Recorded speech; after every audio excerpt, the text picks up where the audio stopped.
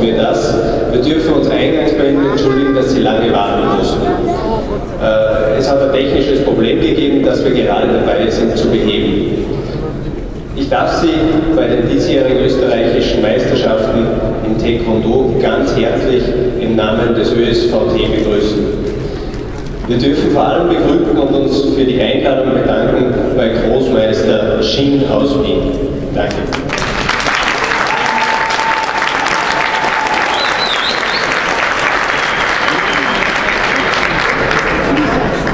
Ganz besonders dürfen wir auch unseren Ehrenpräsidenten und technischen Berater im Verband begrüßen, Großmeister Kim aus Salzburg.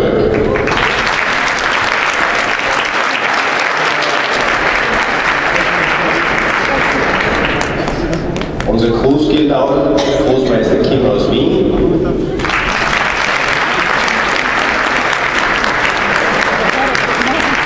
Der sich vermutlich aufgrund der Verzögerungen irgendwo versteckt hat. Wir dürfen ganz herzlich auch begrüßen Großmeister Pack aus Wien.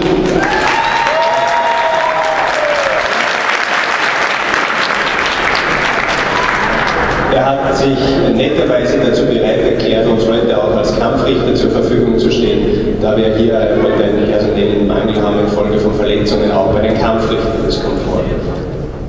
Und außerdem dürfen wir noch begrüßen Großmeister Jung aus Wien.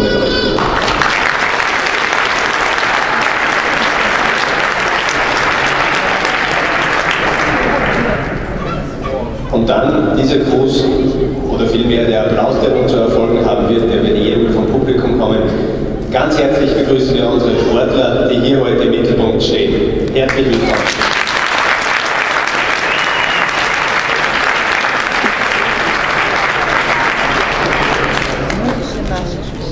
Zum Organisatorischen, aufgrund der Verzögerung, die nun entstanden ist, werden wir die Kämpfe kürzen, und zwar der Rundenzeit nach kürzen.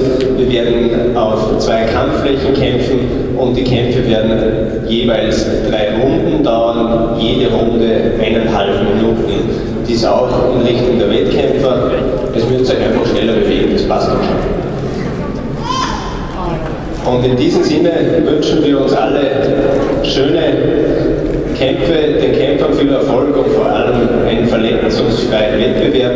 Wir werden dann in Kürze, sobald die Pulllisten erstellt sind und generiert sind, werden wir sofort starten. Ich darf Sie noch um etwas Geduld bitten. Es wird nur etwa 10 bis 15 Minuten dauern, so hoffe ich zumindest. Bitte seien Sie uns nicht klar, wenn es etwas länger dauert.